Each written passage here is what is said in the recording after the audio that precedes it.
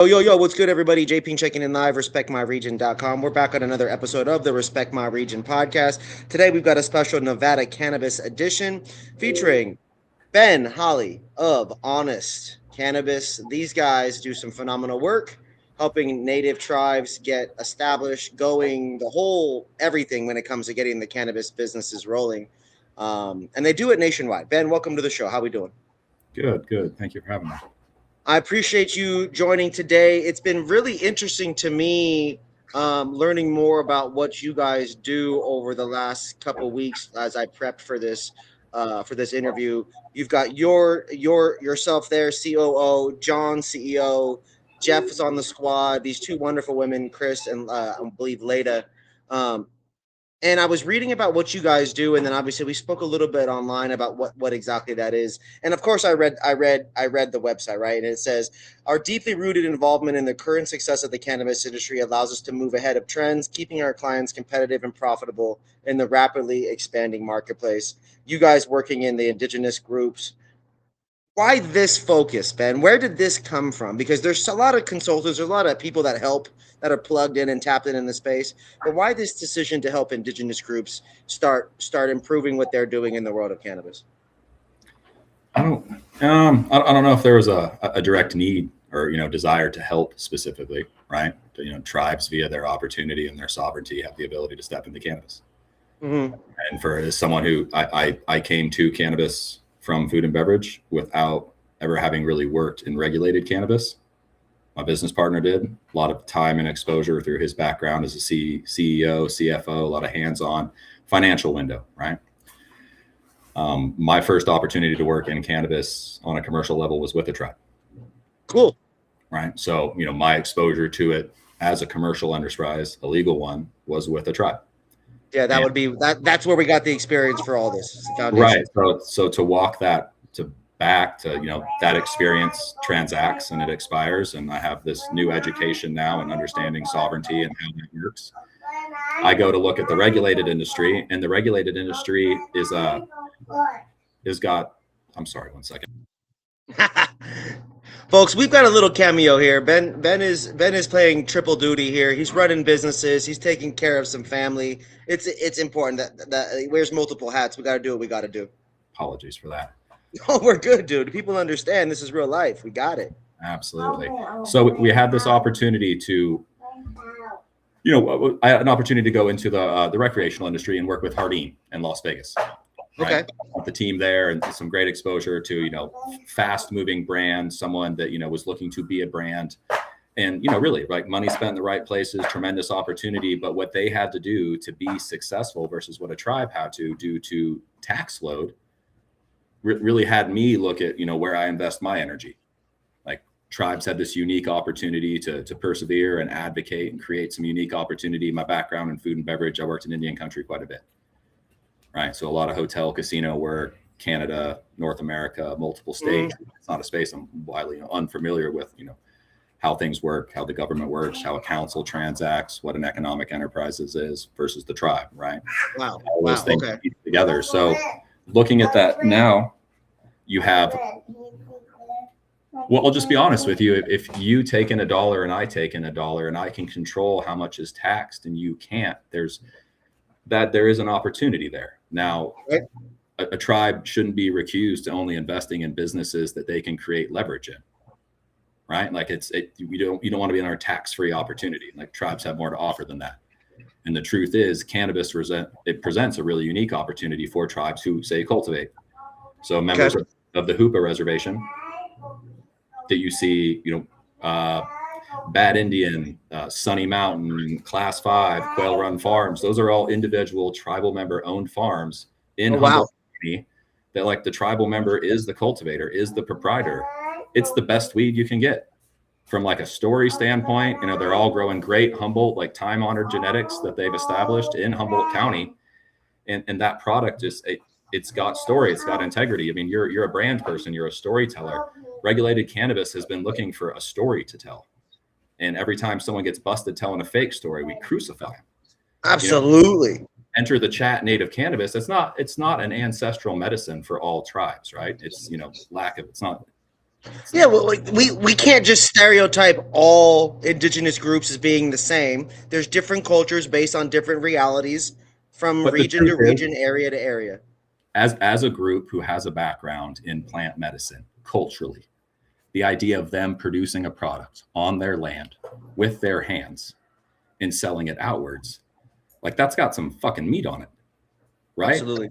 And there are not very many opportunities in Indian country where, as a tribal member, like you can put your hands in your own ground and grow something that can create a potentially like family changing revenue, right? You don't need a lot in Northern California to be happy, but it's tough to be hungry, right? And when you live in remote corners of Northern California because you want to grow up on the reservation, want to raise your kids on the reservation, you have a lot of opportunity.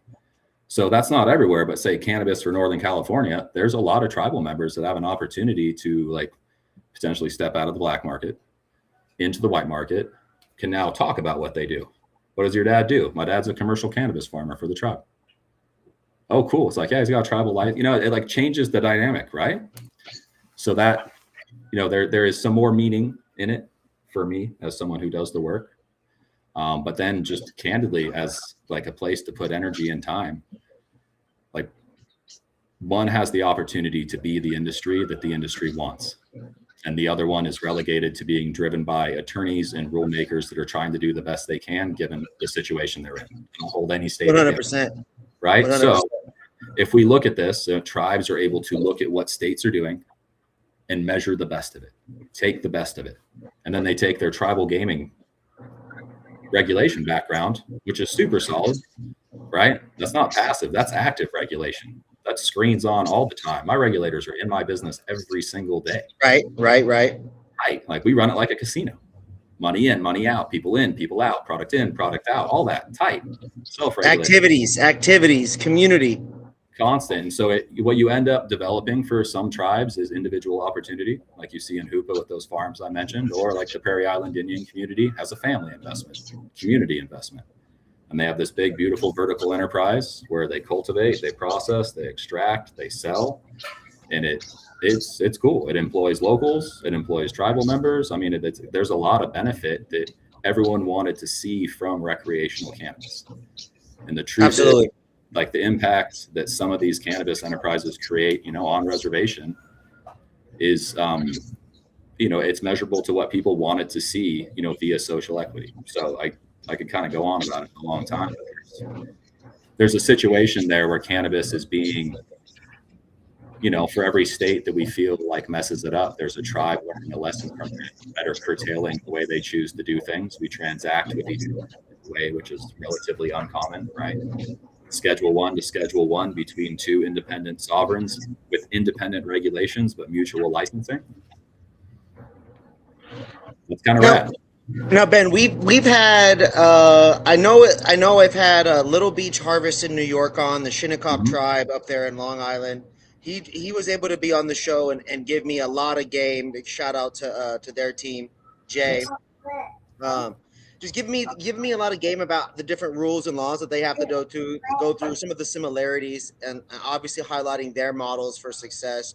I mean, a dispensary is a dispensary. It's a building. Right, you've got to check ID. There's the classic standards for compliance there in that retail model. But then you start talking a little bit about the cultivation side of things. We start talking about extraction. We start talking about manufacturing things. In your world of restaurants, in your world of beverage, in your world of this casinos and working with the tribes, what does that foundation look like for people that want to make vapes?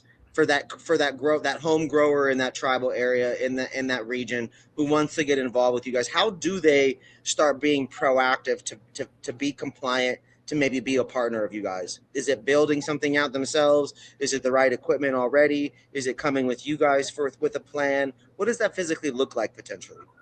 That's a hard situation to manufacture, right? The tribe's not necessarily there as an opportunity for everyone around them, right? That becomes inherently tricky, right? To be like a big co-op, that's tough, right?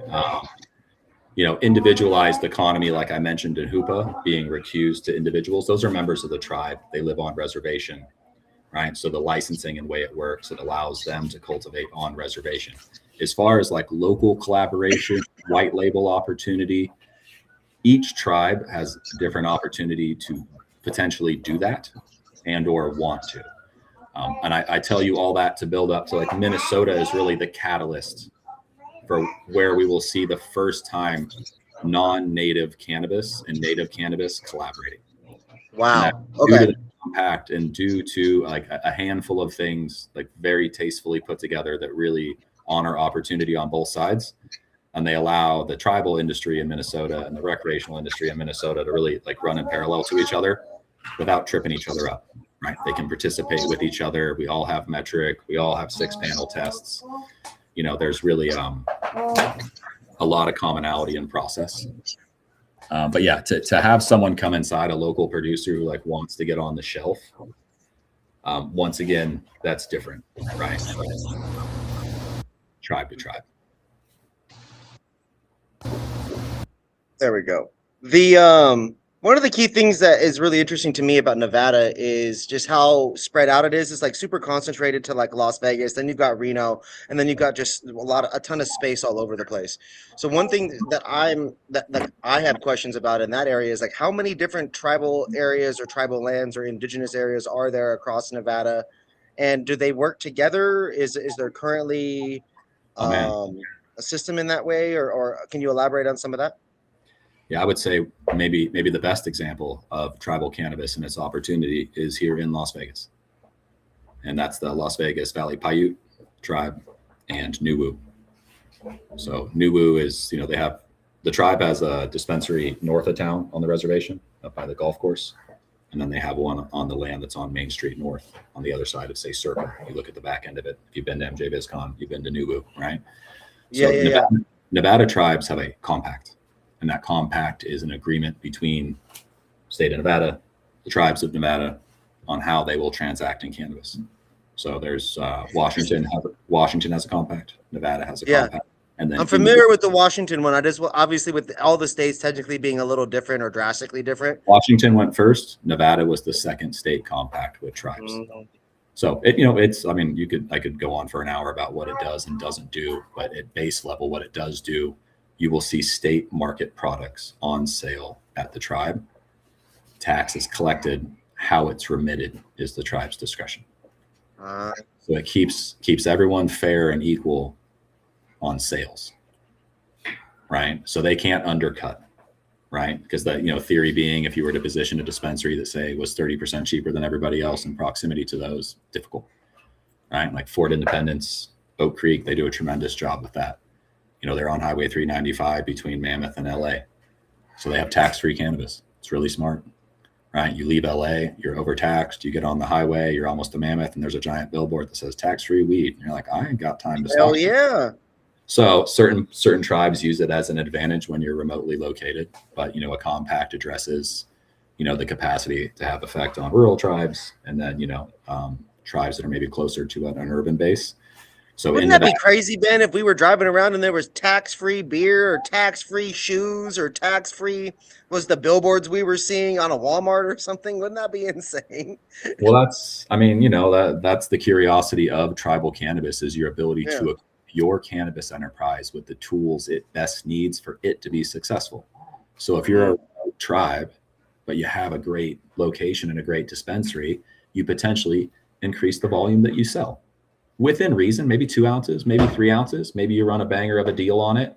Maybe there's a tax omission. Clearly we're in a price crunch right now in California, so this has less impact. But at a certain point, your desire to get a really good deal on some great product and have it be tax-free, like you and the boys made a trip from Reno down. Right. And so there's opportunity, to build your opportunity in indigenous cannabis in a way that there isn't in the recreational market. But yeah, so Nevada tribes, to answer your question, compact. Nuwu does a really great job kind of showing off what you can do with an event style space in a consumption lounge. I mean, you're in a lounge right now out in LA, clearly a little bit different. Just the volume of flow through what Nuwu chose to do. It's actually most similar to Nuwu's lounge, ironically, that sports bar vibe they have upstairs. Yeah. This would be most similar to that, but that outdoor space they have, crazy. I mean, I remember when Nuwu was a little one and they had just a little baby area in there early on. Remember that? It was like the size of like a Harry Potter library kind of thing. Well, it was just kind of in the corner. Yeah. But it was, once again, that was Indian country demonstrating to the recreational market and skeptics, like, it doesn't have to be these like crazy separated buildings. Absolutely. Right? Like, look at us, look what we're doing. Like, we're running this. It's inside a version of a temporary building. We have a consumption lounge. We're compliant. We got product. Like, and there's no way for the rec market to explore that. So in some way, like, tribal country is going to explore for the rec market, different tribes, depending on like their capacity to do so or desire, like, thresholds for what things can be done. And I think that a lot of consumption event related material product, will be defined in Indian country, because you can explore it and then step back and be like, what did we learn? Do it again. What do we improve? That opportunity is really not afforded in the rec industry, right? It's just got too many fish to fry. Ben, so far in the convo, we've already identified so many different examples here of layers of your experience, particularly, and how that overlaps and directly applies into this current tribal lens, into this current structure that you guys are operating with now. When I look at Honest Cannabis and the website and the team, and I look at everyone's specialties, and I look at what you guys might, hearing about what you guys are doing and here and there, like, what is something you guys are working on currently that you are able to talk about and share that really highlights, an example of what Honest Cannabis is all about? Man, Minnesota. Like, Minnesota is such a great example, despite, the current struggles Minnesota is experiencing as a state, to set that to the side however one can. Like, what's actually happening there for cannabis, what's happened with hemp beverages. There's really been this crazy stage set in the Midwest, in Minnesota of all places, where I think, cannabis is going to see a lot of definition. Right? Great example. Seeing beverages integrated into beverage establishments. What does consumption of beverages look like? At some point, I would imagine, our version of dram shop laws for responsible consumption and allocation will come out of Minnesota. Mm-hmm. And in that, working with the Prairie Island Indian community and the other tribes there, negotiating a compact, that really is mutually beneficial. But most importantly, we're taking native businesses off reservation via that compact. And it's not something, you don't see native brands, you don't see native businesses off reservation. So for it to be a contemporary product and a contemporary brand in a contemporary time, and to take indigenous brands off reservation, be it cannabis or not, and into major metropolitan areas, and position it shoulder to shoulder with other contemporary brands to measure up. I mean, it's what the weed brands are wanting. It's what the regular traditional brands all want when it comes to like grocery stores. They just want to be right next to Pepsi or Coke or Gatorade or Nike or Jordan. Like, what's the difference between a product and a product? And what, age gate? What's okay? Stick it right next to Hennessy, then stick it right next to the R&R, right? Like, what's realistically, that's the areas where it's going to be, right? It's just in an age gated area. Or they're going to put it behind the glass things where they open it with the keys. That's what I see right now in grocery stores. They just put everything behind a glass guard, right? Well, and they have to unlock it. So I would say the off-reservation dispensary is something I'm extremely proud of, right? Seeing native brands go off reservation, represent in content, like, it's time. The other side of that is exactly what you mentioned, which is the opportunity to introduce a little bit different real estate positioning, like theory within cannabis. And most tribes have a gas station. A lot of them have a casino, and there's a lot of thought and detail and energy into designing how that all flows together, the symmetry of those businesses, right? So instead of trying to make cannabis another stop that's another building, integrating it into your C-store, right? So if you go to Island Peji, it's in Dakota Station, right in front of the casino, gas station.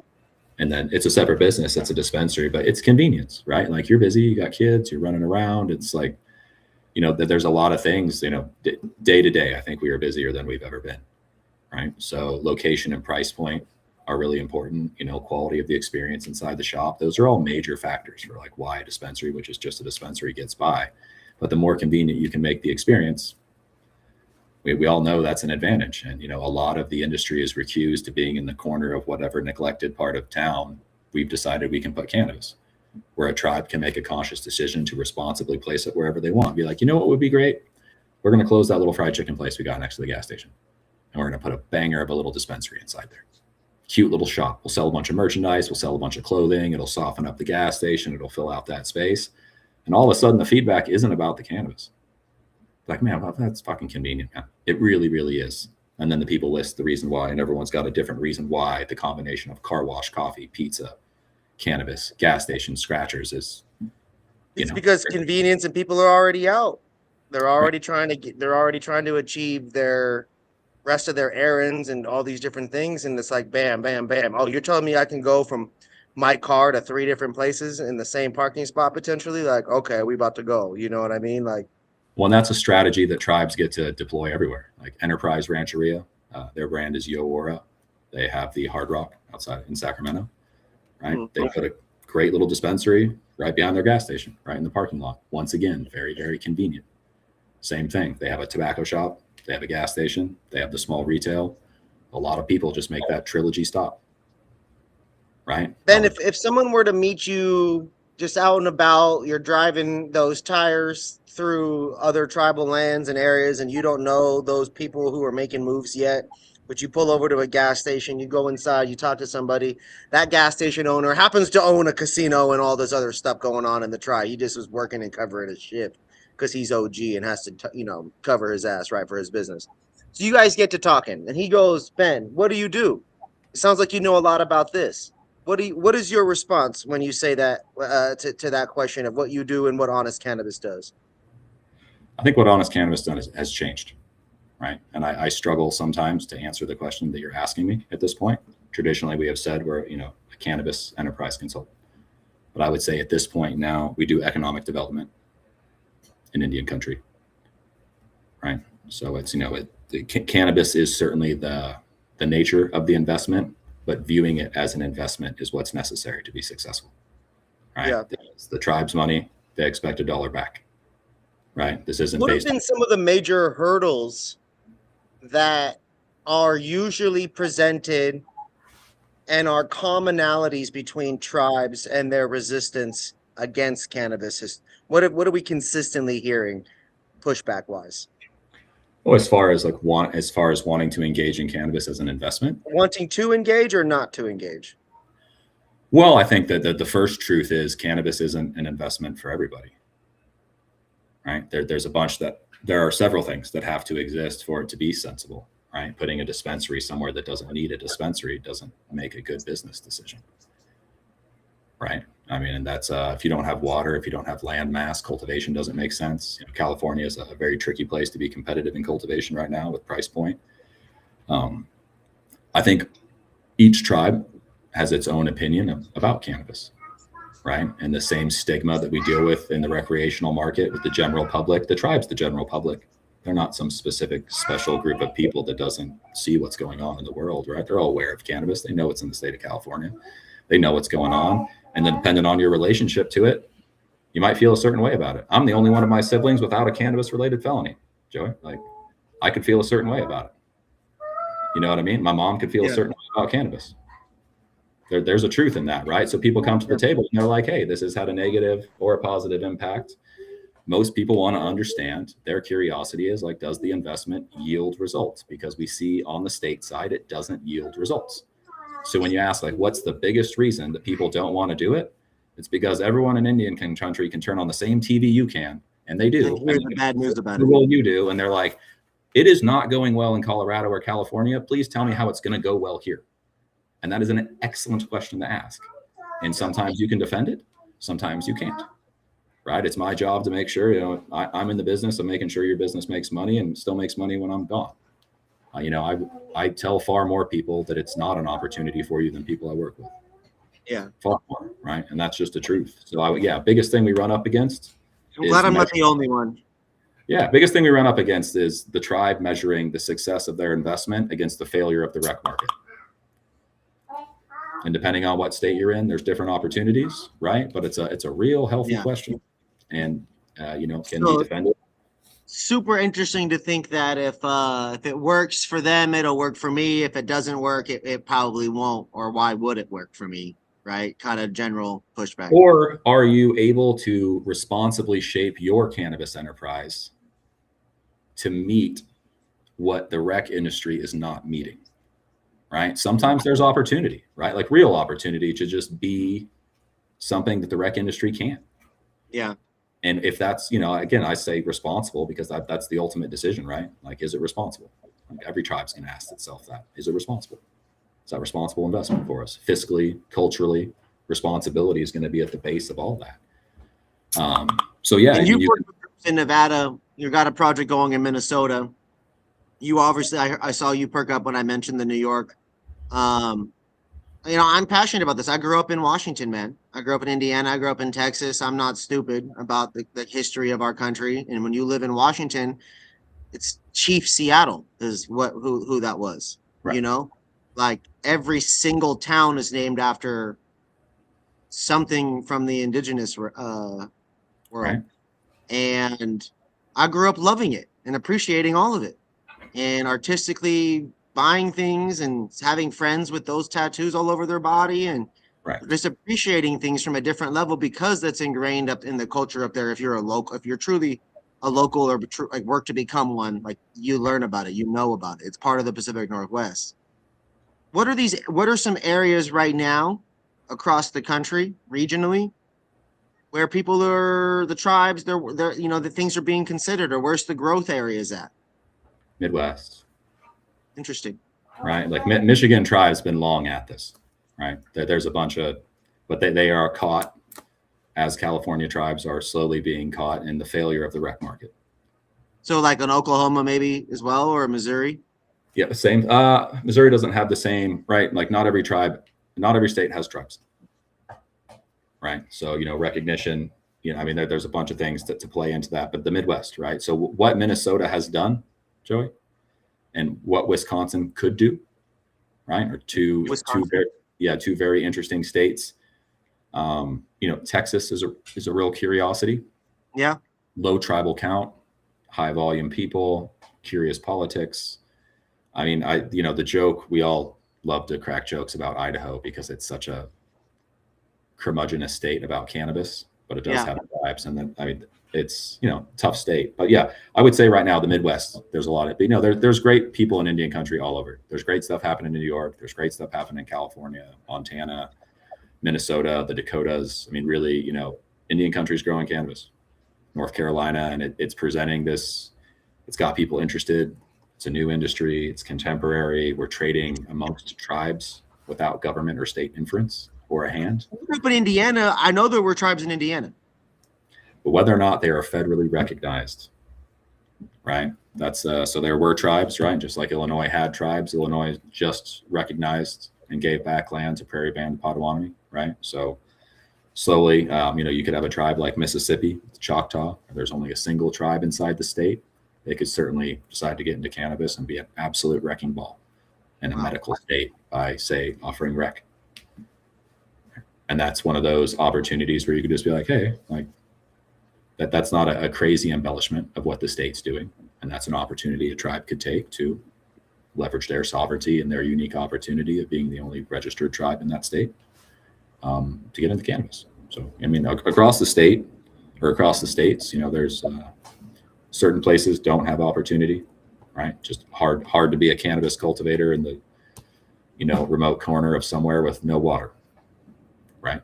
There's these different variables along with the state, the systems that are in place from the state perspective or from the federal government side of things. It sounds like these various layers. Folks, honestcannabis.com to learn more, to ask more questions if you want to reach out. Ben, what's your information for people to reach out to you directly if they're a tribe interested in learning about more in terms of economic development or cannabis, or just how to navigate some of these things or approach things if they were interested in that? Absolutely. Always up for a phone call. But Ben at honestcannabis.com. Real straightforward. Oh, super easy. That's incredible. Yeah, as easy as it gets right there. And the last thing before I get you out of here is I would love for you to share a strong message or a strong perspective to the tribes out there, or to the people, just the general consumers of these tribes about cannabis, right? You work with these groups, you have relationships with these individuals. If there was a message you could share specifically about cannabis and its economic development impact, or even its community development impact, based on what you've seen and been a part of, I think that would be super helpful for people maybe to have, just to get some clarity about what you've seen and been working on already. Yeah, well, I think, as a cannabis consumer, where you spend your money, we all debated whether or not that mattered in the beginning. small farmer, big farmer, small farmer, big farmer. You don't have to worry about that when you spend money with a tribal enterprise. It's going where it's supposed to. Right? So like spending money in Indian country, buying tribal cannabis, like it's good product. Hey, you know, it doesn't need a sidecar to sell itself. It's contemporary. It's good. People know what they're doing. They grow good shit. Like they know how to process it. But on the other side of it, like you buy hoopah grown weed, like that's going straight into the hands of the dude that grew it, the gal that grew it. You know, that's putting like tires on the truck in the driveway, right? It's putting diesel in the tractor. I mean, it's like direct impact money spent on cannabis. So a message for anybody, if you want to care about where you spend your money on cannabis and you wonder like, if I donate to the Red Cross, does it actually do anything? Like you buy weed from an indigenous business, like the money bounces right back to the tribe. So support indigenous companies, support indigenous cannabis. Absolutely. Love that. I appreciate you, Ben, for what you do and what you and the team have chosen to do. This is definitely extremely helpful for just people in general and falling down this path and exploring this journey that you're on. I look forward to following along and supporting. And hopefully we can touch base with some of these different tribal groups as they come online and work to support them too, the same way that we did the Little Beach Harvest group. For everybody watching, man, we appreciate you following along on our journey as well. This is another episode of the Respect My Region podcast, brought to you guys by our partners over at Deep Roots. These guys are our cannabis retail dispensary marketing partners for all things SEO, AdWords, and other forms of digital marketing. So if you guys have any questions, feel free to reach out to deeproots.io. We appreciate them for their support on the RMR Podcast Network. Big shout out again to Honest Cannabis, and you guys should, of course, visit honestcannabis.com. I'm Joey J. Ping, and this is Ben Halley, and we'll catch you on the next episode. I love you all.